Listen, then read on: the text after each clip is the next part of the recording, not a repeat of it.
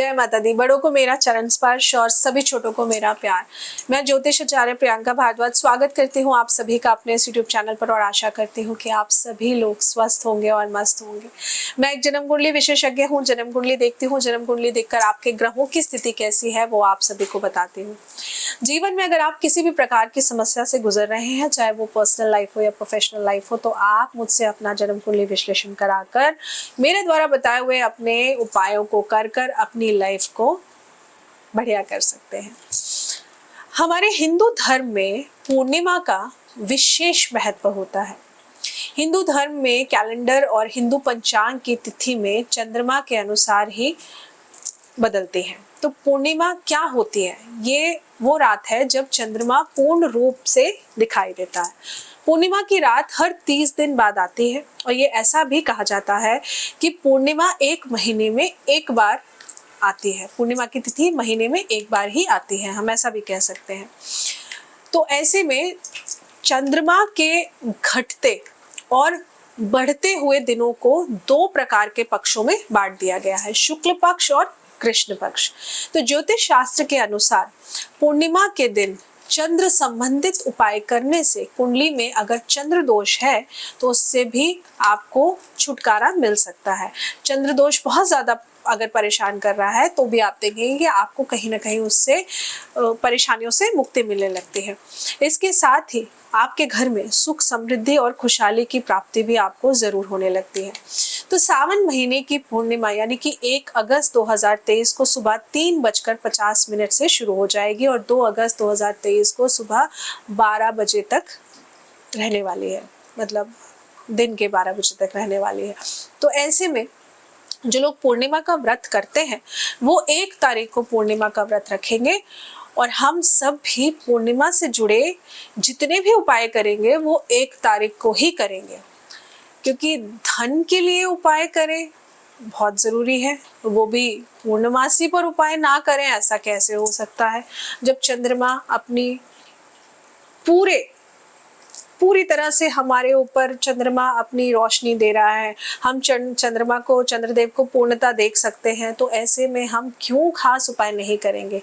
Full moon day तो वैसे ही बहुत अच्छा माना जाता है ना, मन परेशान होता है, चांद को देख लेते हैं तो बड़ा सुकून सा मिलता है, क्योंकि चंद्रमा कारक ही चंद्र ग्रह का है। जितने लोग कहते हैं ना ज्योतिष है ही नहीं, ज्योतिष कुछ नहीं है, तो मेरे पास तो बहुत सारे तथ्य हैं आप लोगों को समझाने के लिए, या बहुत सारे कारण है ये बोलने के लिए कि कण कण में हर ग्रह छिपा हुआ है। और जितनी जल्दी आप इस बात को समझ जाएंगे तो मुझे लगता है लाइफ बहुत आसान हो जाएगी। तो ऐसे में चंद्रमा से जुड़े क्या क्या खास उपाय कर रहे हैं वो आप सभी को बताऊंगी। सबसे पहले तो आप आज के दिन, क्योंकि पूर्णिमा है, तो एक लोटे में जल लीजिए, कच्चा दूध लीजिए, दही मिलाइए, शहद मिलाइए और थोड़ी सी मिश्री मिला लीजिए।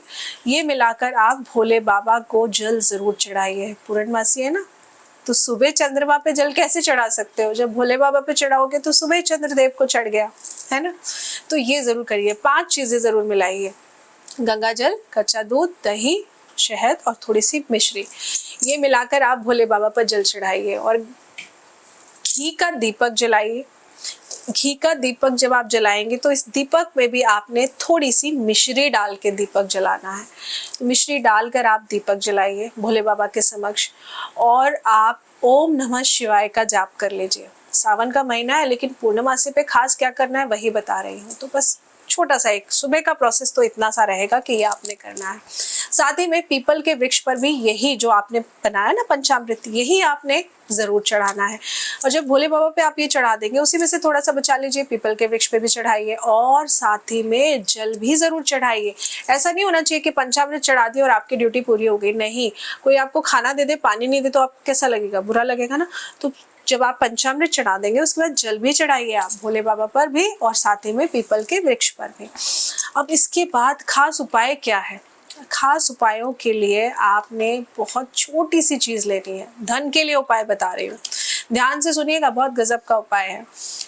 आपने सुबह के समय 54 बताशे लेने हैं। सुबह के समय 54 बताशे, टूटे नहीं होने चाहिए, बड़े वाले, इतना बड़ा साइज होता है ना बताशों का, वो लेना, छोटे छोटे वाले नहीं लेने, व्हाइट कलर के बताशे होते हैं।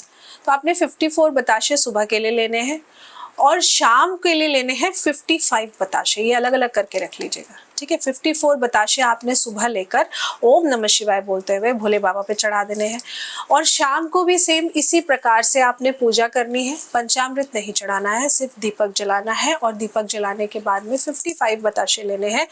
55 बताशे लेकर 54 बताशे आप ओम नमः शिवाय बोलते हुए आप चढ़ा देंगे भोले बाबा पे। लेकिन जो एक बताशा है उसके ऊपर आपने घी में बत्ती डुबोकर बताशे को फोड़ना नहीं है। उस बताशे के ऊपर ही उस घी की बत्ती को रखकर आपने भोले बाबा के समक्ष ये बताशे वाला दीपक जलाना है। और ये बताशे वाला दीपक जब आप जलाएंगे तो वो जलाकर आपने ओम शिवाय नमः इस मंत्र का जाप करना है।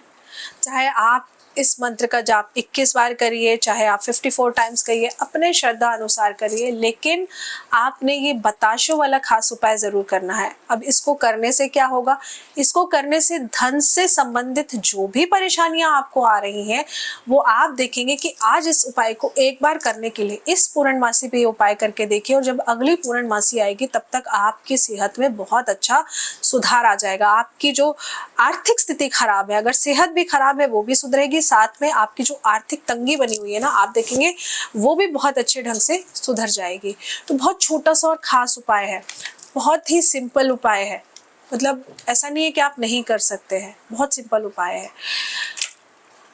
ध्यान और नियम बस ये है कि सुबह 54 बताशे लेने हैं, शाम को 55 बताशे लेने हैं। शाम को जो 55 बताशे में से 54 भोले बाबा पे चढ़ा देंगे और एक बताशा लेकर के आप भोले बाबा के समक्ष ही दिए में रखकर बताशे के ऊपर ही घी की बत्ती रखकर आप जला देंगे। बहुत छोटा सा और खास उपाय है, इसको करके जरूर देखिएगा। इसको करने से आप देखेंगे कि आपकी जो भी समस्या है वो जरूर दूर होगी। और ये जो बताशे आपने रखे हैं ना, उसके बाद आपको वो बताशे वापस नहीं लाने हैं, वो वहीं मंदिर में ही छोड़ कर आने हैं। उसको पंडित जी अपने आप इस्तेमाल कर लेंगे। बहुत छोटा और बेहद ही खास उपाय है। अब जब शाम को आप भोले बाबा के समक्ष ये बताशे के ऊपर बत्ती रख के दीपक जला देंगे, इसी प्रकार आपने पीपल के वृक्ष के नीचे जाना है। पीपल के वृक्ष के नीचे जाकर आपने 5 बताशे लेने हैं और इसी प्रकार से 5 बताशों के ऊपर घी का बत्ती रखकर आपने दीपक जलाकर पीपल के वृक्ष के नीचे चारों तरफ रख देना है।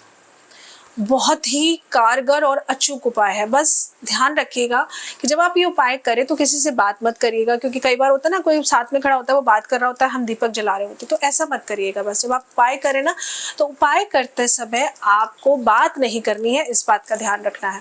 उपाय करते समय केवल आप अपने उपाय पे ध्यान दीजिए। दीपक जलाते टाइम आप भोले बाबा को याद करिए, चंद्र देवता को याद करिए।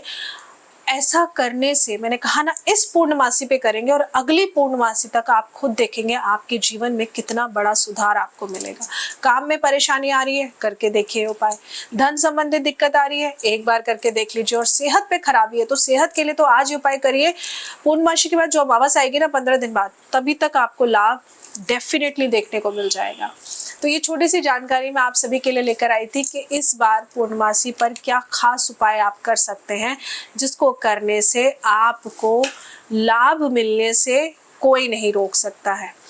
तो ये छोटी सी जानकारी थी। चंद्रमा से संबंधित जो भी परेशानी आपको मिल रही होंगी, अगर आपकी जन्म कुंडली में चंद्र ग्रह खराब है तो भी आप देखिए कि इस उपाय को करने से आपका चंद्रमा ग्रह भी अच्छा होने लगेगा। चंद्र ग्रह खराब होता है तो माता के स्वास्थ्य में दिक्कत रहती है, माँ से आपके रिश्ते अच्छे नहीं रहते, आपका मन भी हमेशा टेंशन में, परेशानी में रहता है, आपको गुस्सा बहुत आता है, एंग्जाइटी और पैनिक अटैक और डिप्रेशन की दवाइयाँ खाते हैं आप, नींद का प्रॉब्लम बहुत ज्यादा दिक्कत करता है, नींद नहीं आती है आपको। तो ये समस्या है तो आप इस उपाय को करिएगा जरूर, करने से लाभ आपको जरूर मिलेगा। अब मुझे दीजिए इजाजत। जय माता दी।